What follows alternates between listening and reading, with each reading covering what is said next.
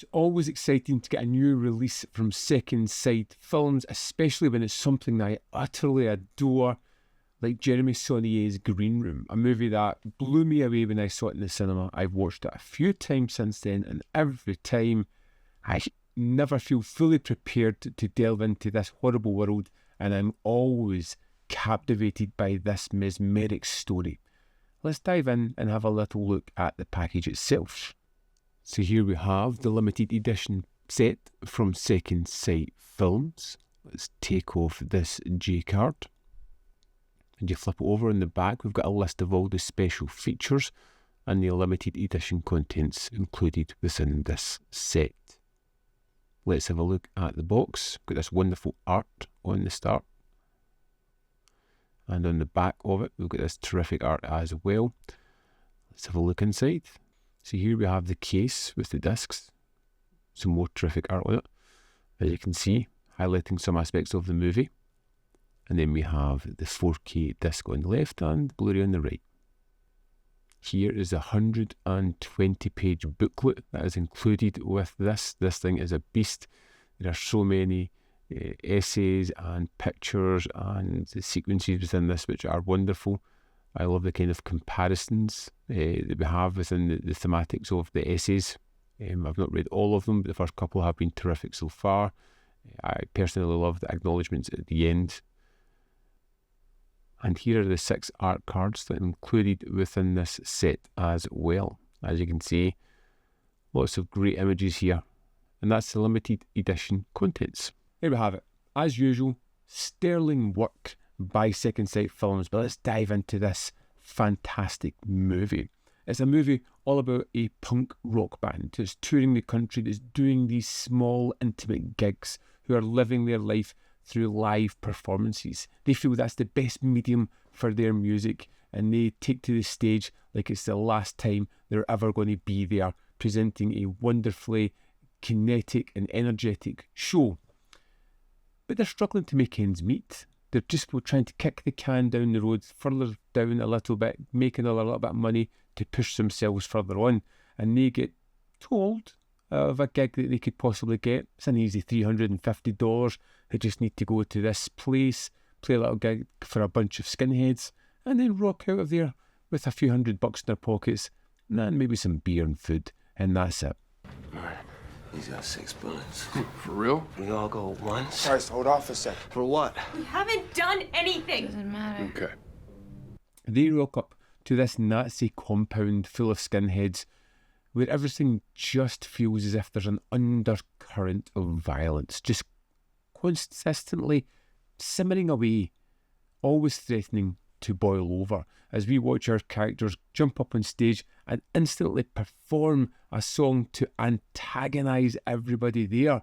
This is a band that live life on the edge and will continue to do so for the rest of the movie, as they end up in a situation where they witness something horrible and actions have to be taken. You see a cold, calculating nature within the Nazi camp, led by Patrick Stewart as the head Nazi, who in a very pragmatic way looks at the situation and makes instantly hard decisions. Hard for everyone else, practical and easy for this man. You see a way out of this? For them? No. We still have to find one.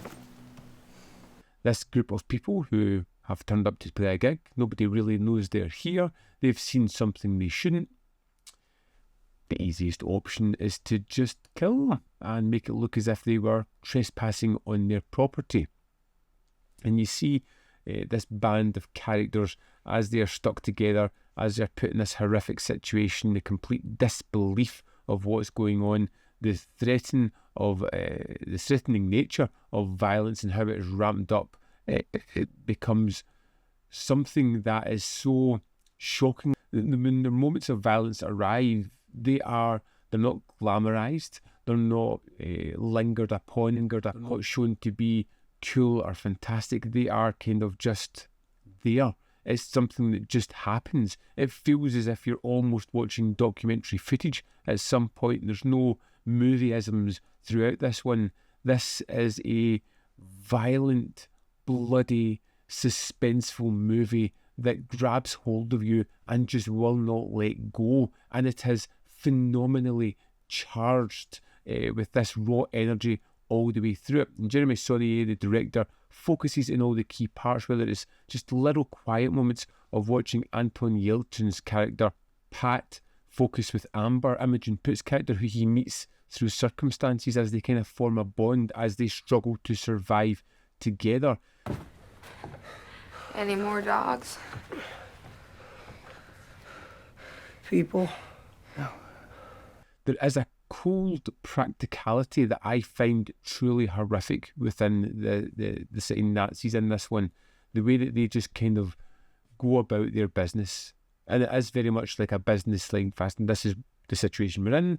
This is how we deal with it. And this is how we stop any ramifications from it. So let's just do A, B, and C and be done with this one. Along with the sort of raw, emotive nature of Pat, of Amber, of the rest of the bandmates, as they are stuck in these hellish situations where they are completely out of control. The violence, when it does come, is, like I said, it's truly shocking. There are moments where you are, or I was, completely shocked by what was going on.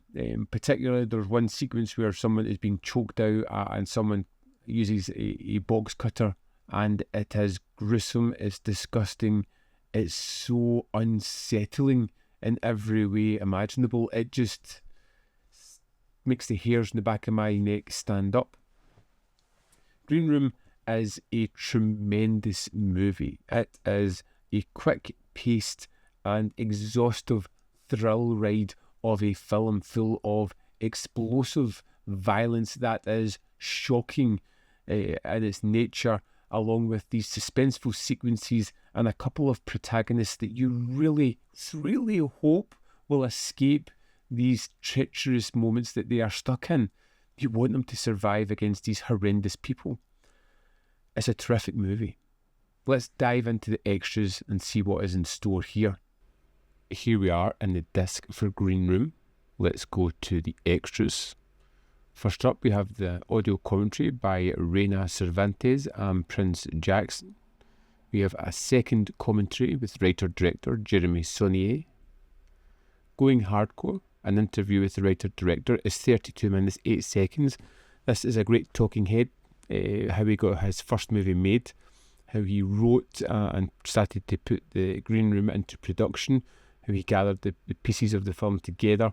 It's captivating. I could listen to a lot more about this, especially more about Blu-raying as well, which I'm hoping is going to come soon from Second Sight Films. Punk Rock, an interview with actor Callum Turner, is 15 minutes 45 seconds. He kind of talks about how he got his role, being in his first American movie, what it meant to him, the kind of ideas he brought to it. Rocking Out, interview with composers Brooke and Will Blair, is 50 minutes 26 seconds.